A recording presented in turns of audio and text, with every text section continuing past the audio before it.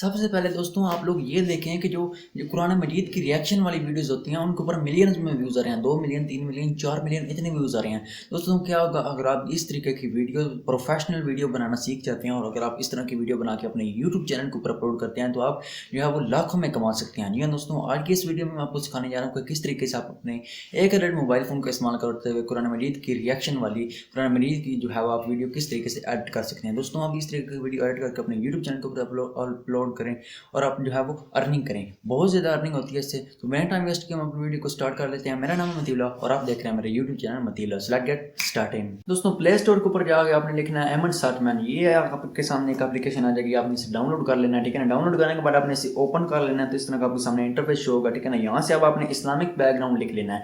अब हम Islamic video बना रहे हैं तो इससे वैसे बाकी भी बैकग्राउंड आप डाउनलोड कर सकते हैं, लेकिन हम इस्लामिक बैकग्राउंड लिखते हैं। ये इस्लामिक बैकग्राउंड आ गया।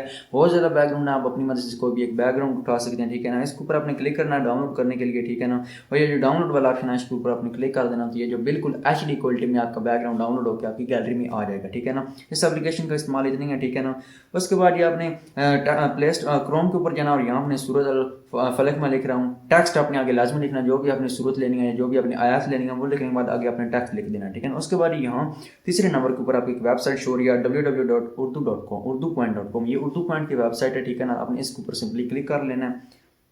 यहाँ अब आपके सामने ये टैक्स में जो सूरत है वो आ गई है सामने। ठीक है ना, अब आपने इसका फुल जो है वो इसे सिलेक्ट कर लेना है। ठीक है ना, मैं जैसे इसके ऊपर यहाँ से सिलेक्ट कर लेता हूँ तो आपने भी इस तरीके से ये सारी जो है ना सूरत जितनी आपको चाहिए आपने उस सारी को ले लेना है। यहाँ से अब आप अपनी कॉपी वाले ऑप्शन के ऊपर क्लिक कर देना है। अब ये इसकी सूरत का एक एक जो है ना आयात वो आप अलग-अलग भी रख सकते हैं। उसके बाद आपने इस एप्लीकेशन के अंदर आ जाना जिसका नाम पिक्सलैब है।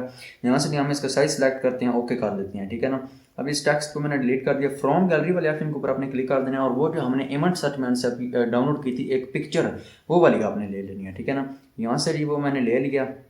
आपने भी इसका जो साइज़ है वो थंबनेल वाला सेलेक्ट करना है क्योंकि थंबनेल वाली साइज़ यूट्यूब की वीडियो का भी साइज़ होता है। ठीक है ना, ये यहाँ आ गया जी, अब हमारा यहाँ तक काम जो है वो क्लियर हो गया। ठीक है ना, अब इसका ये हमने बैकग्राउंड ले लिया।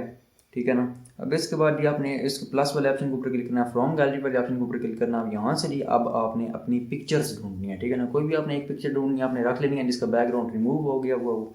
ठीक है ना, जैसे मैं अपनी ये वाली एक ले लेता हूँ। ठीक है ना, तो तीसरे ऑप्शन के ऊपर क्लिक करने के बाद यहाँ से इरेज वाले ऑप्शन के ऊपर आपने सिंपली क्लिक कर देना है। यहाँ से इससे अपने फुल कर देना और इससे अपने थोड़ा सा कम करना है और इसे अपने नीचे से रिमूव कर देना है ताकि ये थोड़ा सा ब्लरी रिमूव हो। ठीक है ना, अब आपने इसका जो साइज़ है रिलेटिव साइज़ वाले ऑप्शन के ऊपर क्लिक करना है, उसका साइज़ आपने थोड़ा सा कम कर देना, 13, 14 या 10 आप रख सकते हैं। ठीक है ना, कि ये कोने में आपका जो लोगो आपकी ब्रांडिंग हो। ठीक है ना, ब्रांडिंग के लिए अब आपने टेक्स्ट वाले ऑप्शन के ऊपर क्लिक करना है।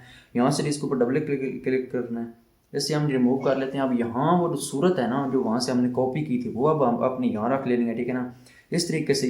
उसके बाद ये मैं कट कर देता हूँ। इसके सिर्फ एक एक आपने आयात लिखनी है। ठीक है ना, एक एक आयात आपने लिखनी है। ये मैं इसकी सिलेक्ट कर लेता हूँ जो है इस तरीके मैंने सेलेक्ट कर लिया, जो पहले आया था वो अपने रहने देंगे। तो इसमें मैं यहाँ से कट कर देता हूँ, ओके कर देता हूँ। ठीक है ना, यहाँ से लिया आपने इसका कलर यही रहने देना है। फ़ॉन्ट वाले ऑप्शन के ऊपर क्लिक करना है। आपने ये फ़ॉन्ट कहाँ से लेने हैं वो भी मैं आपको बता दूँगा, आपने परेशान नहीं होना है।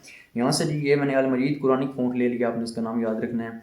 इसका मैंने साइज़ थोड़ा सा बड़ा कर दिया। अब यहाँ तक जी उसके बाद ये अपने बैकग्राउंड वाले ऑप्शन के ऊपर क्लिक करना है। इनेबल करने के बाद आपने ये जो दोनों है ना ये अपने 100 कर देंगे ताकि ये दोनों साइडों से भी थोड़ा थोड़ा ब्लर आपको शो हो। ठीक है ना, और ये बहुत खूबसूरत नज़र आ रहा है। अब हमने इसे यहाँ रख लिया। ठीक है ना, यहाँ तक जी आपने बिल्कुल ऐसे ही करना है।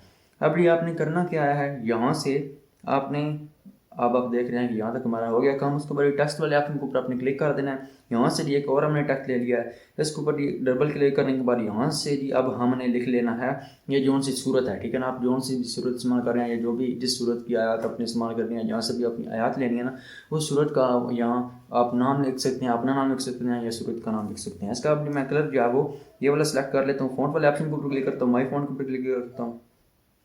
यहाँ से ये बहुत सारे फ़ॉन्ट मैं चेक करता हूँ इसके ऊपर मैंने कौन सा लगाना है, तो इसके ऊपर मैं वही लगा देता हूँ अल मजीद कुरानी फ़ॉन्ट। ठीक है ना, ये नहीं मैंने लगा दिया फ़ॉन्ट, आप लोग नज़र आ रहा है आप लोगों को। ठीक है ना, इसका मैं जो है वो बिल्कुल नीचे ले आता हूँ। पोजीशन वाले ऑप्शन के ऊपर क्लिक करने के बाद आपने ऐसे नीचे ले आना। ठीक है ना, एडजस्ट आपने करना है अपनी मर्ज़ी के साथ। ठीक है ना, अब यहाँ तक उम्मीद करता हूँ आपको समझ आ गई। दोस्तों ये वाले आपने जो है वो प्रोसेस लगाना है। इसके बाद ये आपने इसे सेव कर देना है, जैसे मैं आपको बताया ना इस तरीके से करना है और सेव कर देना है। ये ऐड चलेगा। उसके बाद ये आपने डबल क्लिक के इसके ऊपर करना है, इसे आपने डिलीट कर देना और वहाँ से आपने आपने जो दूसरी आयत है ना इस सूरत की वो आपने यहाँ लिखनी है, ठीक है ना। मेरे पास सिस्टम मैंने डायरेक्ट यहाँ मैं लेकर आ गया हूँ, ठीक है ना।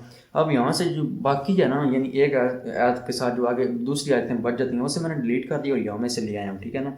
इससे मैं एडजस्ट कर लेता हूँ और यहाँ से मैं इसे रख लेता हूँ। अब आपको कोई भी चीज़ बाकी जो एडिट करने की बिल्कुल भी ज़रूरत नहीं है क्योंकि हमने एक ही बार सब कुछ एडिट कर दिया, ठीक है ना। अब हमने इसे भी वैसे ही सेव कर देना है, ठीक है ना। सेव करने के बाद ये इसके ऊपर डबल क्लिक करते हैं, यहाँ जी अब आप देख रहे हैं कि वो दोबारा आ चुकी है, ठीक है ना।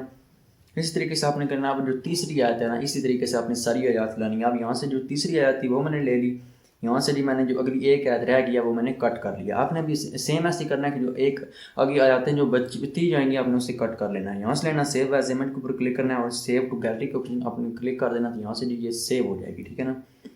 अब ये हम इसके ऊपर क्लिक करते हैं, ठीक है ना। ये भी डिलीट कर दिया। जो आखिरी आयत रहती है वो भी मैंने यहाँ पेस्ट कर लिया। अब आपने भी ऐसे करना, ऊपर अपने कोई छेड़ा छाड़ी नहीं करनी, ठीक है ना। यहाँ से आपने इन्हें थोड़ा सा कट करते रहना है। अब ये यहाँ भी सेव एज इमेज के ऊपर क्लिक करते हैं, सेव टू गैलरी वाले ऑप्शन के ऊपर क्लिक करते हैं और इसे भी हमने सेव कर लिया, ठीक है ना। सेम इसी प्रोसेस के साथ आपने सारी सेव कर लेनी है, ठीक है ना। अब आपने इन शॉर्ट एप्लीकेशन को डाउनलोड करके ओपन कर लेना। प्ले स्टोर के ऊपर आपको मिल जाएगी, ऐप स्टोर के ऊपर भी आपको मिल जाएगी। यहाँ से जी जो आपने वीडियो एडिट करनी है तो वीडियो वाले ऑप्शन के ऊपर क्लिक करना है। यहाँ पर पहले वाले प्रोजेक्ट आपको शो होंगे, ऊपर न्यू वाले ऑप्शन के ऊपर आपने क्लिक करना है, आपकी गैलरी की तरफ ले जाएगा। यहाँ से अब हमने ऊपर फोटो वाले ऑप्शन के ऊपर क्लिक करना है और तरतीबवार वो वाली हमने पिक्चर्स लेनी है, ठीक है ना। जो हमने वहाँ पिक्स लैब में वो बनाई है, ठीक है ना। इनको लेने के बाद ये आपने ओके वाले ऑप्शन के ऊपर सिंपली क्लिक कर देना है, ठीक है ना।